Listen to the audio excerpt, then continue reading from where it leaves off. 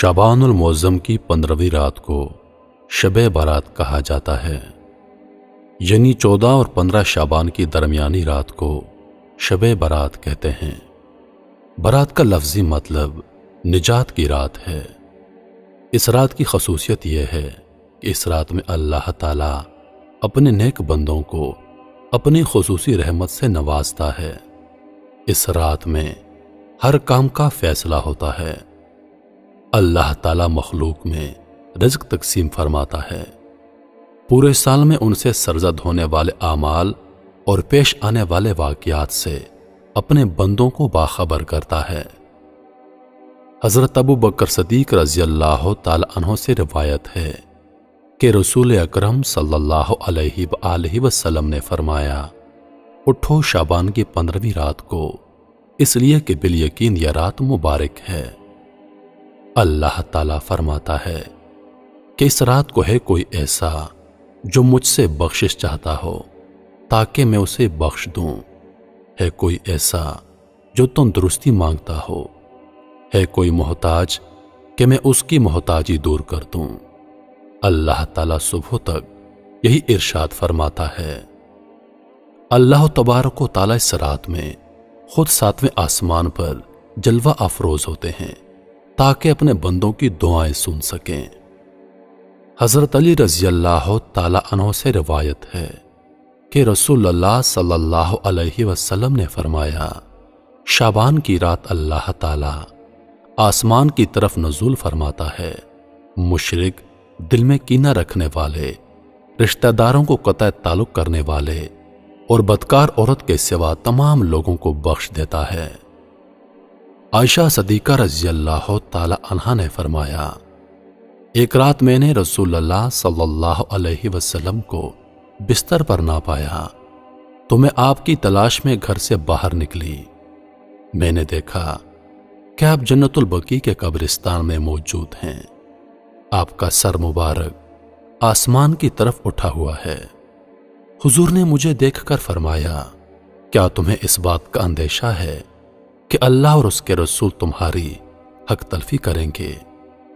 میں نے کہا، یا رسول اللہ صلی اللہ علیہ وآلہ وسلم، میرا گمان تھا کہ آپ کسی بیوی کے ہاں تشریف لے گئے ہیں۔ حضور نے فرمایا، اللہ تعالی شعبان کی رات میں آسمانی دنیا پر جلوہ افروز ہوتے ہیں اور بنی کلب کی بکریوں کے بالوں کے شمار سے زیادہ لوگوں کو بخش دیتے ہیں، اور اسی شمار سے لوگوں کو دوزخ سے آزاد کرتے ہیں۔ اس وقت اس قبیلے کے پاس بے حساب بکریاں تھیں۔ حضرت عائشہ صدیقہ رضی اللہ تعالی عنہا فرماتی ہیں کہ حضور صلی اللہ علیہ وسلم نے اس رات مجھے بھی عبادت کی ترغیب دی اور خود بھی عبادت فرمائی۔ آپ نے نماز پڑھی اور سورۃ الکوثر کی ایک چھوٹی سی سورت پڑھی، پھر آدھی رات تک آپ سجدے میں رہے، پھر کھڑے ہو کر دوسری رکعت پڑھی اور پہلی رکعت کی طرح اس میں بھی قرات فرمائی، پھر سجدے میں چلے گئے اور یہ سجدہ صبح فجر تک رہا۔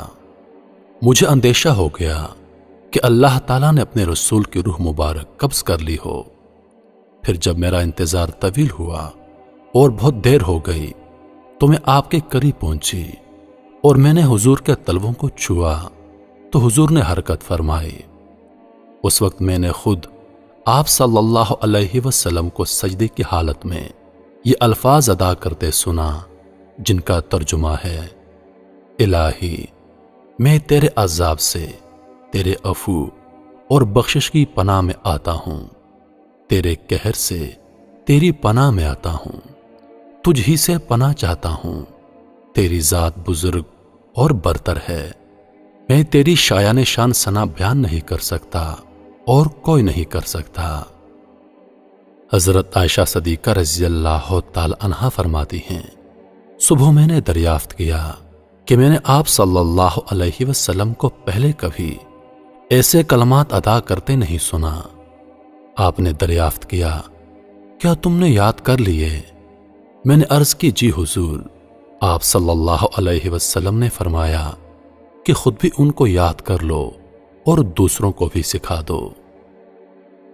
غرض یہ کہ شب برات کی رات انتہائی عبادت اور انکساری کی رات ہے، جس میں ہمیں اللہ تعالی سے بخشش مانگنے کا حکم نبی کریم صلی اللہ علیہ وسلم نے خود فرمایا ہے۔ جب وہ خود اس رات میں اللہ تعالی کی بخشش مانگ رہے ہیں تو ہم لوگ تو ہیں ہی بخشش کے طلبگار۔ جانے انجانے ہم کتنے گناہوں کے مرتکب ہوتے ہیں۔ ویسے تو اللہ تعالیٰ فرماتے ہیں جب تم مجھ سے سچے دل سے معافی مانگو گے تو میں تمہیں بخش دوں گا، مگر شب برات کی رات ہم سب کے لیے اللہ تعالیٰ کا ایک تحفہ ہے۔ خوش نصیب ہوتے ہیں وہ لوگ جن کو اللہ تعالیٰ اس رات میں عبادت کی سعادت نصیب فرمائے، آمین یا رب العالمین۔ میرے عزیز دوستو، جتنا ممکن ہو سکے اس رات میں قیام کیجیے، عبادت کیجیے اور اپنے گناہوں کی معافی مانگیے۔ اس رات میں اللہ تعالیٰ ملک الموت کے ذریعے کام لگاتا ہے کہ جن لوگوں کی روحیں اس سال قبض ہونی ہیں ان کے ناموں کی لسٹ تیار کی جاتی ہے۔ جن جن لوگوں نے جو اعمال کیے ہیں ان کو لکھ دیا جاتا ہے اور ان کو آسمانوں پر اٹھا لیا جاتا ہے۔